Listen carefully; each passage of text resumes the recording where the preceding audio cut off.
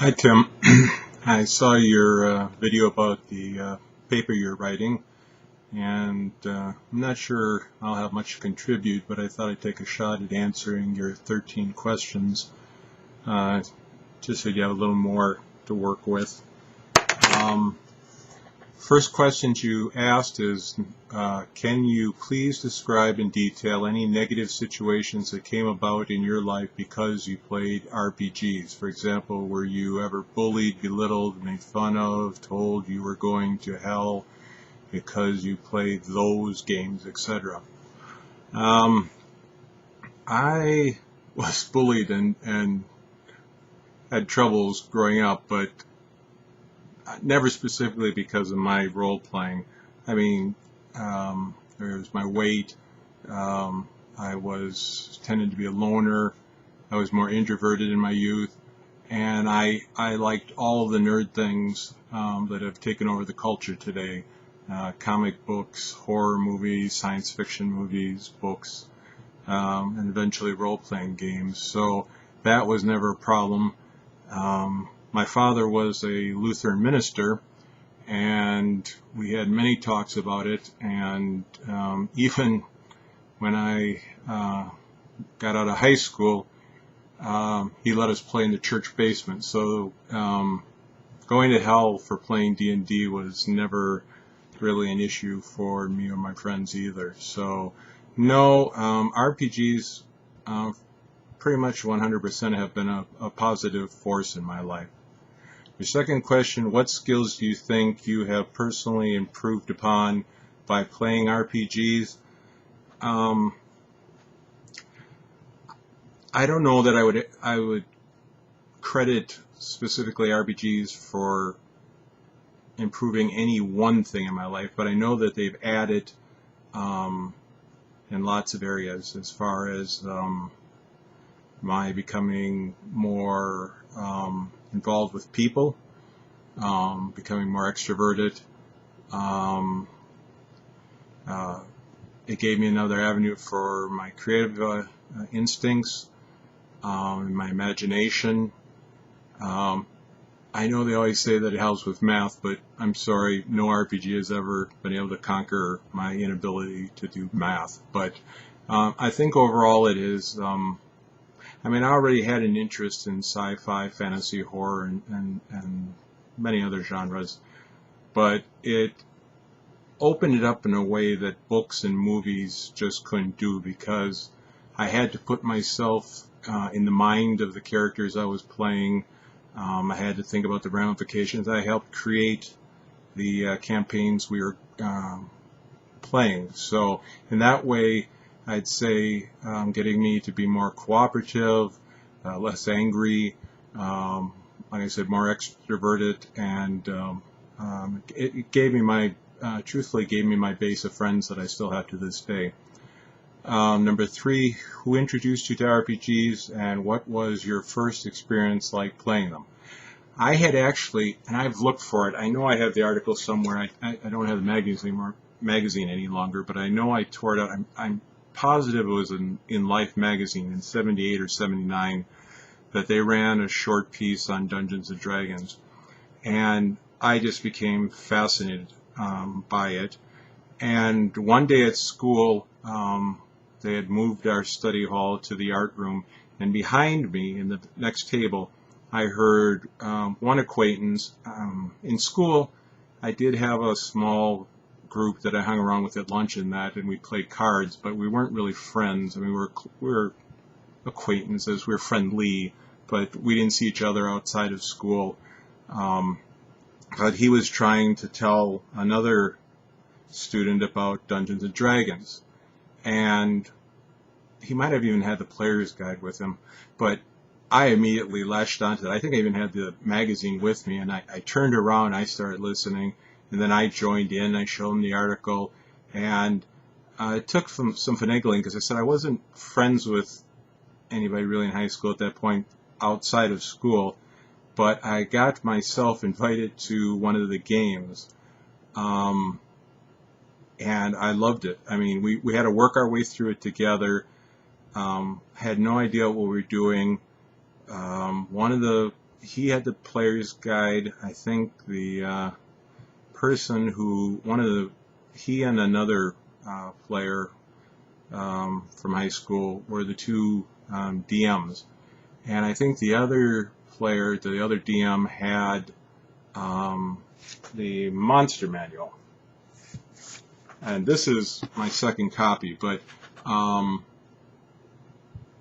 so they said I should get the book they thought they still needed, which kind of proved to be an important book. It was the Dungeon Master Guide. Now this is not the one I bought. What ended up happening was I traded this to the DM, I got the monster manual, and that book fell apart long ago. And then I, shortly after, realized that I needed the DMG at least for magic items and certain things, so I got it again. We basically helped each other. It was cooperative as far as finding the materials that we needed. We had several other players, but like I said, we had two DMs that were switching off, and everything about it was just, it surprised me how enjoyable it was. I'd become a fan of fantasy in freshman year when I discovered The Hobbit, and that led to a bunch of other things. But actually, and I'd seen some movies, obviously fantasy-based films, but nothing like took off in the 80s. But I had read some Conan before that. And so to actually play that was just a revelation to me, to be able to escape the mundane world that I lived in, the even hard world sometimes that I did not enjoy. Real life, as it's often said, is one of the worst games ever devised. I'm not sure I believe that, but there are times it feels like it. And so for me it was a really positive thing. And I'm still friends with everybody I started playing D&D with in high school, for the most part. Number 4, what was your first experience like running a game? I've actually only run 2 games in my entire life, 2 sessions. I'm usually a player, and I like being a player. And like I said, we had 2 DMs. I met another friend who's still a friend today in the summer of 1980, so about 36 years ago, who was a 3rd DM. So we had plenty of DMs. Even when we branched out and played Gamma World, Villains and Vigilantes, Traveler, there was no need for me to step in. It's been on my bucket list forever, and I finally, after my heart attack last year, I've started reassessing and rewriting my bucket list, since there was a bunch of stuff I did not accomplish before I died the first time. I'm scaling down the list to more realistic things, and one of the things is that I want to run a campaign, not just a game, but not Dungeons and Dragons. We have played enough Dungeons and Dragons. So after looking around for quite a while, I think that I have finally settled on Savage Worlds. I picked this up, about 3 weeks ago. I think I could run the system. I think we would enjoy it. It's not as much crunch as a lot of games. I've talked to several of my friends. Consensus seems to be a steampunk campaign, which means I have to read up on that and just set up the world. So it's not going to be a fast thing, but I really can't answer this because I haven't really run a full game campaign. The 2 sessions I ran were fantastic. I enjoyed coming up with the adventures. I enjoyed playing the characters, the NPCs, interacting with them. And since I had been a player for so long, I knew what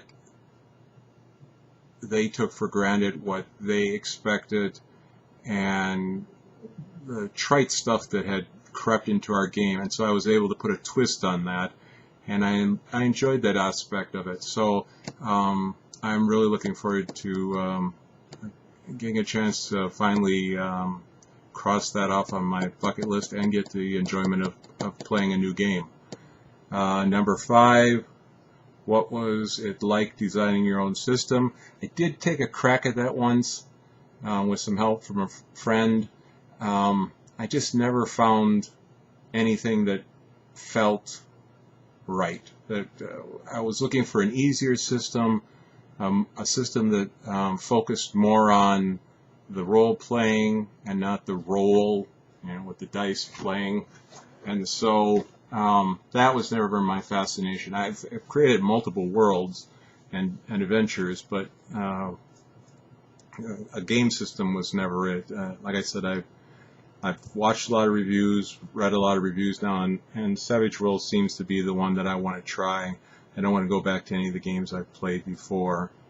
Number 7, why do you think tabletop RPGs are not known about by a good many people in the public? I can't say that that's true anymore. I mean, when I was younger, I was 16, 17, we're talking late 70s when I started playing, so it was quite a while ago.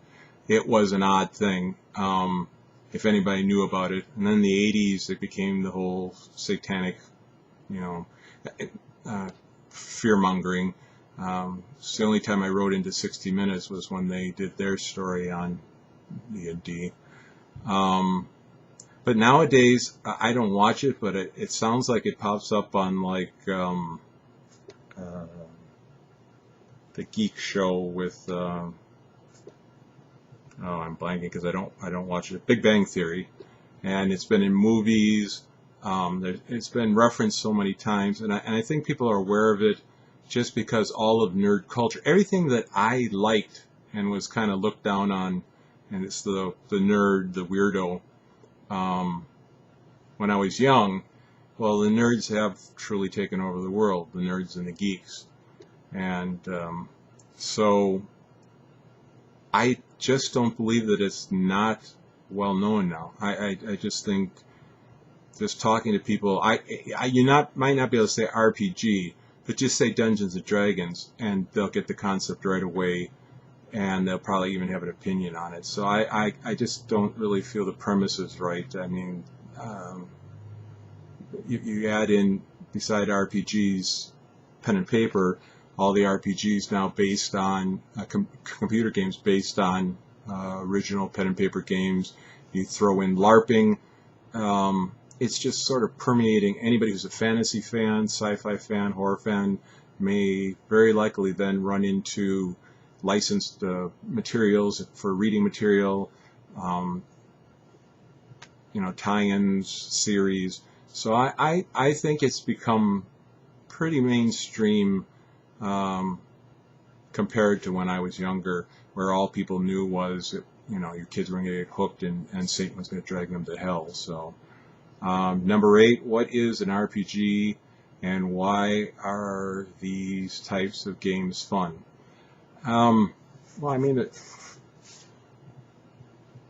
You could come up with a really convoluted, esoteric or very intellectual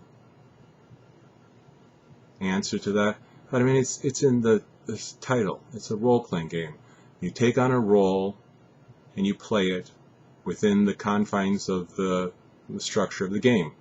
It can be the Conan hero or the slinking thief or the brave space explorer. Anything that you can imagine, any genre, any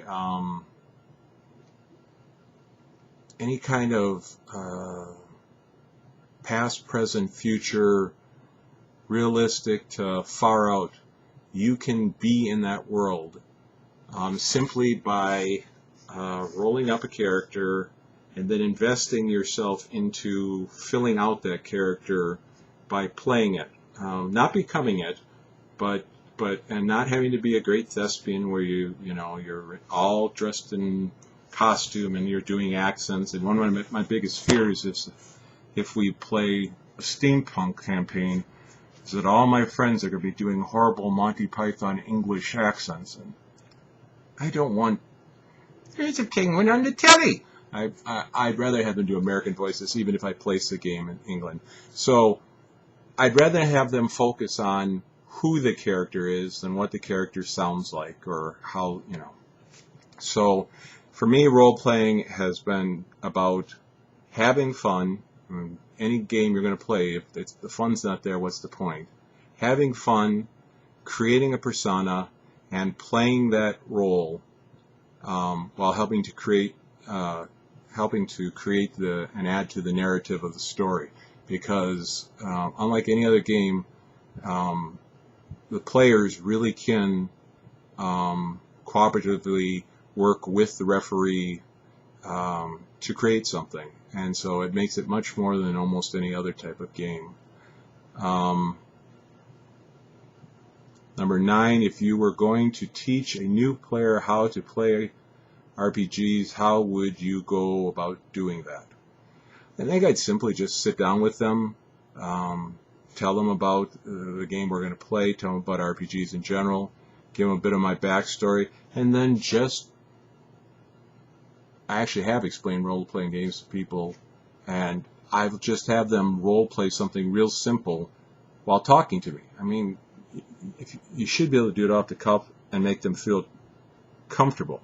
So I'll say, okay, that you'll have this list of attributes, and that's nothing to worry about. It just helps with the rules as far as whether you succeed or fail. But the main thing you need to know is who your character is. So what kind of genres are you interested in? If they say sci-fi, I can say, okay, then you can be a pilot, or you could be a space marine, or you could be a smuggler or explorer, or what do we do? And they pick one. And I say, okay, you know what you call your character? They come up with a name, and then I'll just walk them through a small thing. And it's basically like the old books, turn to page 24 or 72. I give them the scenario, I lay it out, and then they choose. And hopefully in that little interaction, they'll begin to feel comfortable with it. And in the past, it's worked. Some people feel, a little more silly than others, and it's usually best to do it when the two of you are alone, or if the group is alone, not in a public place, because some people are still shy about that sort of thing, though I haven't tried to recruit anybody in quite a while. But I would not make a big deal about them. I would emphasize the fun in playing, the camaraderie of the group, and that everybody will be pulling for you. There's no reason for them to want to mock you or tear you down. It's a much more supportive activity than a lot of things are. And so I keep it simple, and I give them a flavor, and you could pretty much tell if it's something somebody will be interested in or not. And at first they might react with, that doesn't really seem like my thing, and then they'll come back and ask questions, and that's when you start to explain everything and bring them along. Number 10, what age group do you think plays these games more than the other age groups? That I have no idea. I went to the game store for the first time a couple weeks ago when I picked that up here in Twin Cities, and it looked to me that the people playing at the tables were mid-20s to old farts like me and older. When I see photos from conventions, there's some young people. I mean, it's not young 20 or mid 20s isn't old, but I mean it's not kids as much. I'm sure they're there. Maybe they just don't get their pictures taken because it's not allowed to take pictures of kids in this day and age. We did play for a while, and my friends' children joined in one of our campaigns, and they actually caught on, and we were having fun, but for some reason they drifted away. I mean, you're competing with video games and school and after school activities and music and friends, but I would hope that people are still trying to recruit younger people, especially in their families and friends. I just have no idea how to answer that question. I think it's for anybody. I mean, I'm gonna, in this group I'm starting, or this game I'm starting, my friend wants to bring his girlfriend's 11-year-old daughter, and I have no concerns about that, other than my language, which I'll have to start practicing watching again. But I'm not planning a gore fest or something really. And even when we get rowdy, we weren't that bad.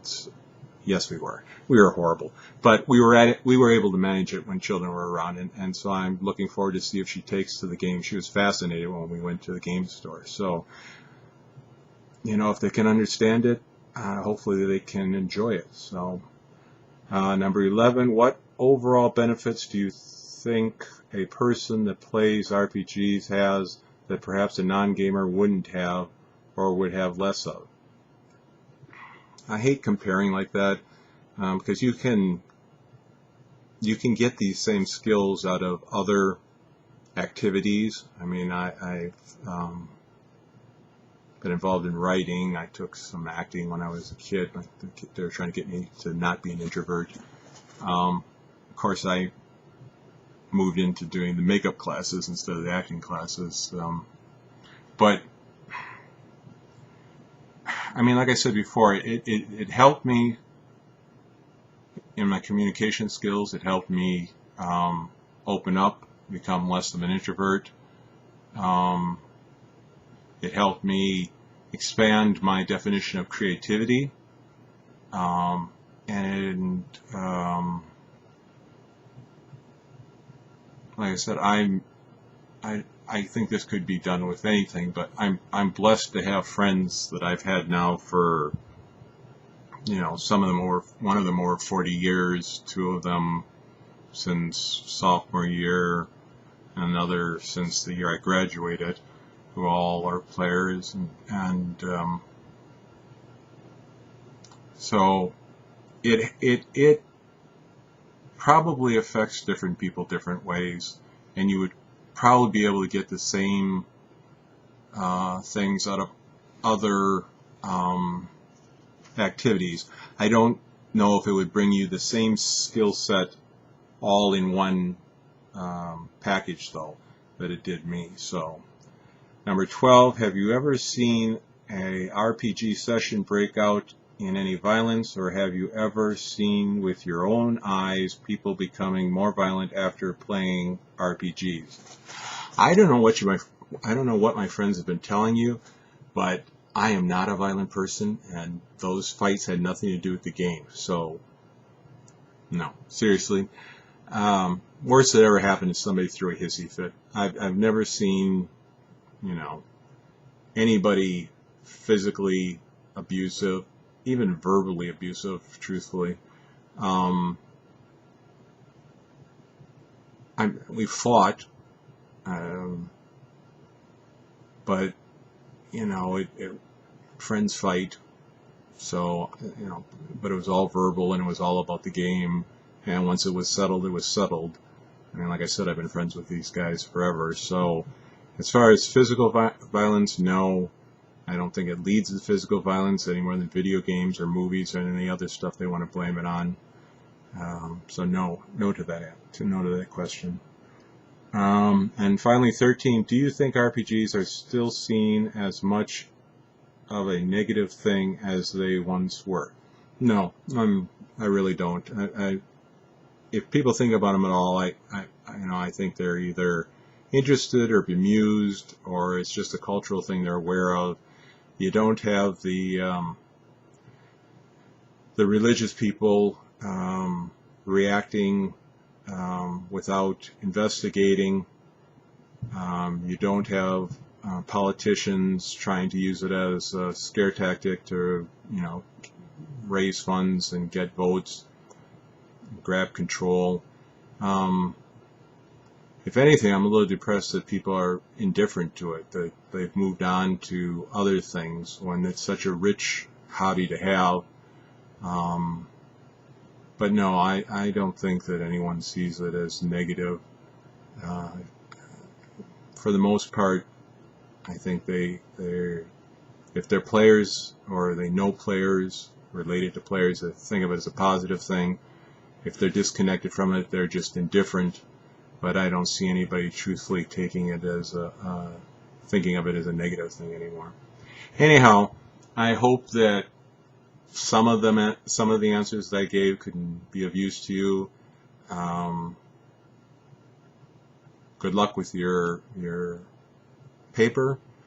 I'm hoping that you'll be able to post it online or direct us to wherever it's published once it's finished. And as always, I'm enjoying your channel. Put a lot of thought into it. You are very concerned about the hobby and take it very seriously while still having fun in your own creation and playing of it. And that's a good combination. So from one Tim to another, stay safe, be well, and as always, God bless. Thanks.